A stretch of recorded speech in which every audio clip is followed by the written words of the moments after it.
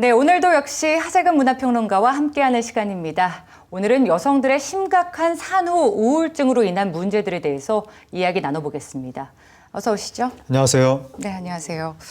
자, 바로 지난주였습니다. 예. 아동학대 문제로 정말 시끄러우셨는데 예. 이번엔 산후 우울증으로 인한 문제가 심각하다고 들었어요. 지난주 말에 29살 난 엄마가 그 시험관 시술로 새쌍둥이를 낳았는데 시험관 시술이란 거는 정말 어려운 과정을 거쳐서 아이를 가졌다는 뜻이죠. 그랬죠. 그런데 10개월 된 둘째가 울고 보챈다고 뭐 발로 차서 갈비뼈가 골절되고 뭐 무거운 공을 던져서 두개골 골절로 아이가 사망한 사건이 있었고 네. 그리고 또 이제 21살 된 엄마가 7개월 된 아들을 뭐 던지고 때리고 해서 아기가 이 두개골이 네 군데가 골절이 되고 뇌출혈이 되고 이런 사건이 있었는데 네. 이것이 지금 산후 우울증 관련된 사건으로 추정이 되고 있고 2013년 같은 경우에 생후 2개월 된 아이를 살해한 엄마가 집행유예를 받은 적이 있었는데 네, 그랬죠. 그때 산후 우울증으로 인한 심신미약이 인정된 겁니다. 그러니까 심신미약이 인정될 정도라면 산후 우울증이 굉장히 심각했다는 걸 알 수가 있고 지금 유명한 연예인들 뭐 홍은희 씨라든가 엄태웅 씨 부인 윤혜진 씨라든가 네. 뭐 홍지민, 오유나, 문소리 뭐 수많은 연예인들이 너도나도 지금 산후 우울증 증세를 호소한 적이 있습니다. 네.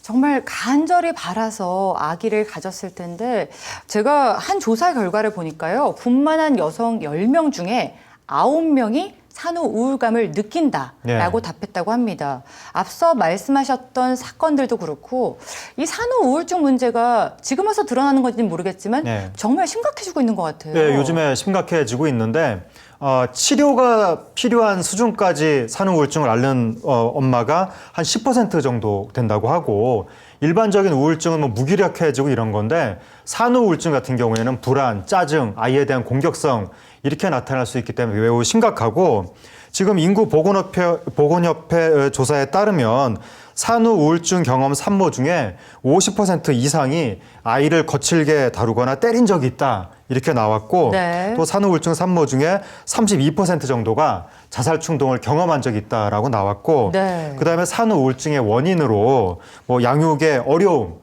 남편의 무관심 그리고 집에만 있는 것의 문제 네, 이런 것들이 거론이 됐고 최근에 병원을 찾은 산후 우울증 환자의 수가 5년 사이에 70%가 증가하고 있기 때문에 네. 상당히 산후 우울증 문제가 한국 사회에서 점점 더 심각해지고 있다. 이렇게 말씀드릴 수 있습니다.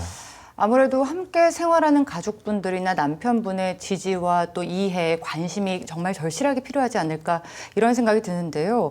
이런 산후 우울증 계속해서 증가하는 주요 원인을 어디에서 찾을 수 있을까요? 과거에는 이제 우리 사회가 대가족 문화가 있었기 때문에 아이를 키우기 위해서 온 가족이 총출동하는 그래서 엄마가 뭐 산후우울증 증세가 있어도 옆에서 뭐 이모가 도와주고 뭐 누가 도와주고 이런 식으로 해서 엄마도 금방 회복할 수 있고 이러한 시스템이 됐었는데 네. 이제는 핵가족으로 엄마 혼자 모든 걸 다 책임져야 되니까 이게 이제 스트레스가 되는 거고 그다음에 사회 문화가 변해서 옛날에는 여성의 삶이라는 게 시집 가서 집에 들어앉아서 애 낳아서 잘 키우는 것이 여성의 뭐 삶의 목적이다. 이런 식의 인식이 있었기 때문에 아이를 낳아서 이게 나의 삶인가 보다.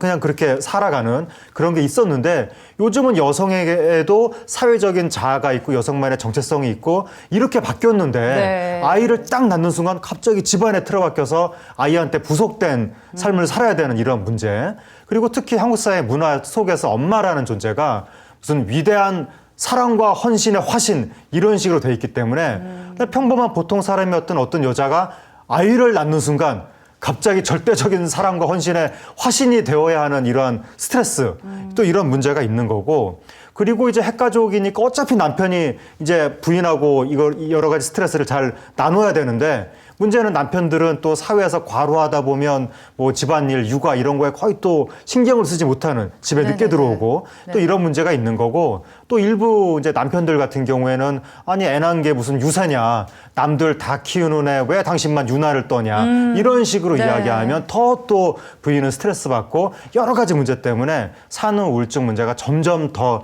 심각해지는 겁니다. 정말 하나하나 다 공감이 되는 얘기인데 네. 제가 제대로 이해했는지 모르겠지만 여성의 사회 참여가 확대될수록 네. 아무래도 엄마에 대한 인식 변화도 필요하다. 네. 이런 얘기처럼 들립니다. 그렇습니다. 개개인마다 원인에 따른 대응책이 다르겠지만 이 산후 우울증 대책은 어떤 게 있을게요? 미국은 산후 우울증을 병이라고 인식해서 증세가 오면 병원에 갑니다. 상담을 받습니다. 우리나라 엄마들은 병원에 안 갑니다. 내가 이런 나쁜 생각을 하다니 내가 나쁜 엄마인가? 막 자책을 하면서 속으로 끙끙 앓습니다. 그 일이 더 커지는 거죠. 네. 산후 우울증은 병이다라는 인식을 해야 되고 병원에 가든지 증세가 나타나면 상담을 하든지 주위 사람들한테 토로하든지 네. 좀 그래야 되고 그다음에 아무래도 어차피 학가적 시스템 속에서 부인의 어려움을 헤아려 줄 수 있는 건 남편밖에 없으니까 그렇죠. 남편들이 보다 좀 관심을 가지고 좀 산후 우울증 이런 증세에 대해서 공부도 좀 하고 네네. 그럴 필요가 있고 그다음에 대가족이 과거에 대가족이 해줬던 것들에 대해서는 이제는 사회적인 지원으로 해결을 해야 된다.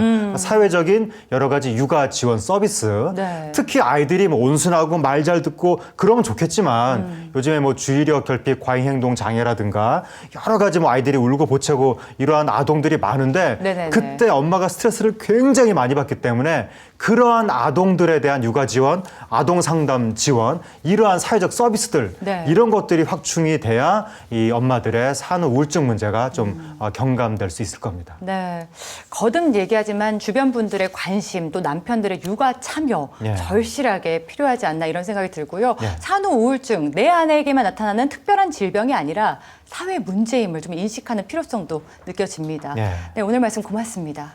감사합니다.